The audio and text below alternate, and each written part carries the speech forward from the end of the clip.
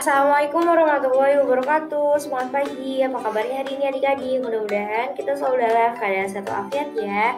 Pada kesempatan kali ini kita akan mempelajari materi sistem reproduksi pada manusia bagian 3. Pada video sebelumnya kita telah mempelajari sistem reproduksi pada manusia bagian 1 dan bagian 2 mengenai pembelahan sel dan sistem reproduksi pria. Di video kali ini kita akan mempelajari mengenai sistem reproduksi wanita. Untuk adik-adik yang belum menonton video part 1 dan part 2, silahkan tonton terlebih dahulu ya, agar materi yang adik-adik pahami dipahami secara runtun. Pembahasan materi sistem reproduksi pada wanita ada 4. Yang pertama ada organ reproduksi wanita, yang kedua ada oogenesis, yang ketiga ada siklus menstruasi, dan yang keempat ada fertilisasi dan kehamilan.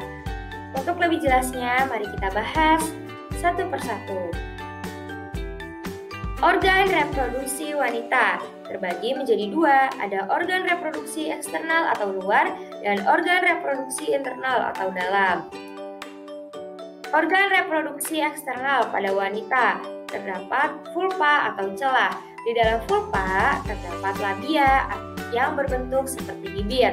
Terdapat mons pubis, yaitu jaringan lemak. Terdapat klitoris, yaitu tonjolan kecil, dan himen, selaput darah. Pada organ reproduksi internal pada wanita terdapat A. ovarium, B. tuba fallopi, C. infundibulum, D. uterus atau rahim, E. endometrium, F. vagina, dan G. cervix. Mari kita bahas satu persatu. Yang pertama A. ovarium. Ovarium atau indung telur terletak di sebelah kiri dan kanan rahim. Bentuknya seperti buah kenari dengan panjang 3-5 meter dan tebal 1 cm dengan berat 15 gram. Fungsi dari ovarium adalah sebagai tempat pembentukan ovum atau sel telur dan menghasilkan hormon estrogen dan progesteron. B. Oviduk atau tuba fallopi. Bagian organ reproduksi wanita yang berperan sebagai tempat terjadinya fertilisasi atau pembuahan adalah tuba fallopi atau yang kita sering sebut sebagai oviduk. Setelah sel telur matang, ia akan melewati tuba fallopi. Di dalam tuba fallopi terjadi pembuahan antara sel sperma dan ovum. Di sepanjang tuba fallopi terdapat rambut-rambut getar atau cila yang fungsinya adalah untuk mendorong atau mempermudah jalannya zigot hasil pembuahan.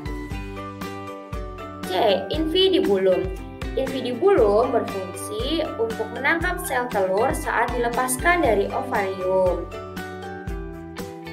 D. Uterus atau rahim.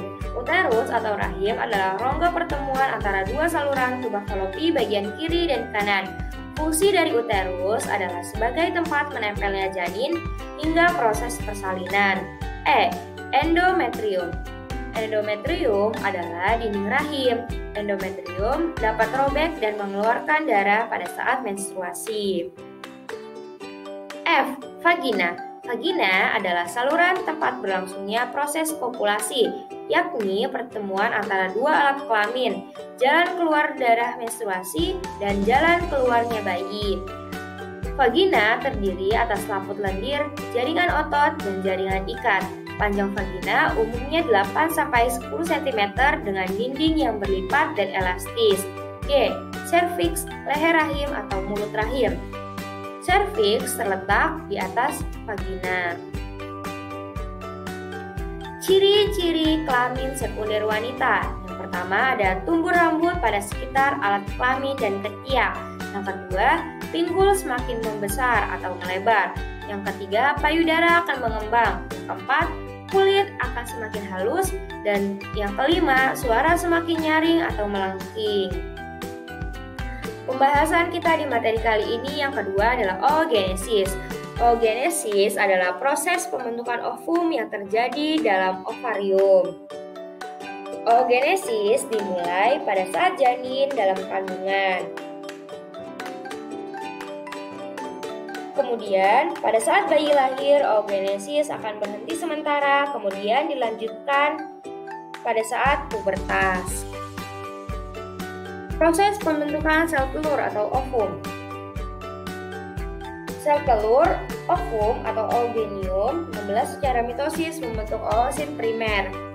Oosit primer akan membelah secara meiosis 1 membentuk dua sel. Sel yang pertama yaitu sel yang berukuran besar disebut oosit sekunder, sedangkan sel yang kedua, sel yang berukuran kecil disebut badan polar pertama. Kemudian, oosit sekunder akan membelah lagi secara meiosis 2 membentuk ootit dan badan polar kedua.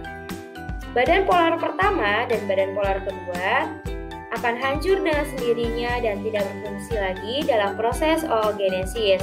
Selanjutnya, ootit akan berubah menjadi ovum atau sel telur, sehingga dalam satu kali oogenesis hanya dihasilkan satu sel telur saja. Pembahasan ketiga yaitu siklus menstruasi.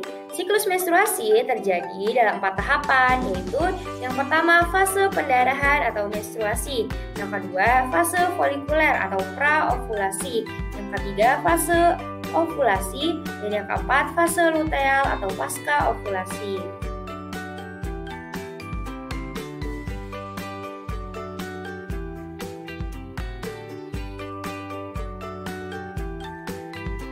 Yang pertama, fase menstruasi. Fase menstruasi terjadi jika sel ovum tidak dibuahi oleh sel sperma. Keadaan yang terjadi pada fase menstruasi adalah produksi hormon estrogen dan progesteron yang terhenti dan menyebabkan peluruhan dinding endometrium sehingga terjadi pendarahan atau yang sering kita kenal sebagai masa menstruasi. Fase menstruasi umumnya berlangsung selama 5 hari dimulai dari hari pertama sampai hari kelima. Yang kedua, fase praovulasi atau folikuler. Fase praovulasi atau folikuler terjadi proses sekresi hormon FSH oleh kelenjar hipofisis anterior. Pada saat fase folikuler ini, produksi FSH mengalami proses kenaikan, di mana peran dari hormon FSH adalah mengubah folikel primer yang terbentuk pada tahapan sebelumnya menjadi folikel sekunder. Folikel sekunder yang terbentuk menyebabkan produksi hormon estrogen dan kemudian akan terjadi penebalan dinding endometrium. Tujuan dari penebalan dinding rahim adalah untuk mempersiapkan tempat melekatnya embrio apabila sel telur dibuahi oleh sperma. Yang ketiga ada fase ovulasi. Pada saat fase ovulasi, folikel mencapai kematangan, sekresi hormon estrogen akan meningkat, dan sekresi hormon FSH dan LH meningkat, serta sel telur keluar dari folikel. Pada fase ovulasi, hormon estrogen akan mempengaruhi hipofisis anterior untuk sekresi hormon LH yang berperan dalam memicu ovulasi untuk melepas oosit sekunder. Fase ovulasi merupakan tahapan di mana ovum atau sel telur siap dibuahi oleh sel sperma. Yang keempat, fase pasca ovulasi atau luteal. Tahapan yang terakhir adalah fase pasca ovulasi. Pada fase ini terjadi pembentukan korpus luteum yang akan menghasilkan hormon progesteron. Hormon ini berperan dalam penebalan dinding endometrium, sehingga keadaan dinding endometrium akan semakin menebal. Jika terjadi pembuahan, dinding endometrium akan dipertahankan dan semakin menebal, dan fase menstruasi tidak terjadi. Jika ovum tidak dibuahi, maka akan terjadi peluruhan dinding endometrium dan terjadi menstruasi. Materi yang keempat yaitu fertilisasi dan kehamilan. Fertilisasi atau pembuahan adalah peleburan sperma dan ovum atau masuknya sel sperma ke dalam ovum. Proses kehamilan berlanjut setelah pembuahan terjadi, dimulai dengan sel telur berubah menjadi zigot. Setelahnya, zigot akan berkembang menjadi embrio alias calon janin. Zigot menempel di dinding rahim selama beberapa hari setelah proses pembuahan.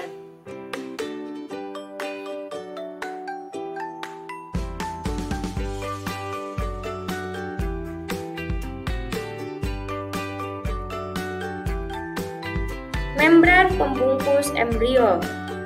Ada 4 membran yang membungkus embrio, yaitu yang pertama ada yolk sac atau kantong kuning telur yang berfungsi sebagai tempat pembentukan sel-sel darah dan pembuluh darah pertama embrio. Yang kedua ada membran amnion. Membran amnion berisi cairan amnion atau ketuban untuk menjaga janin dari benturan. Yang ketiga ada membran chorion.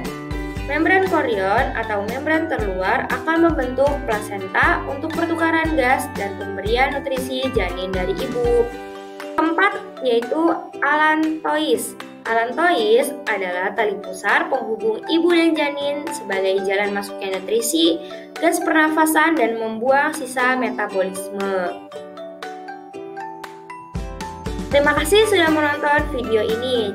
Mudah-mudahan bermanfaat untuk adik-adik memahami organ reproduksi wanita. Jangan lupa like, comment, and subscribe ya. Dan jangan lupa nyalakan lonceng notifikasinya agar adik-adik tidak ketinggalan untuk memahami materi-materi berikutnya. Sampai jumpa lagi pada video pembelajaran selanjutnya pada part 2 tentang gangguan pada sistem reproduksi manusia. Wabillahi taufiq wal hidayah. Wassalamualaikum warahmatullahi wabarakatuh.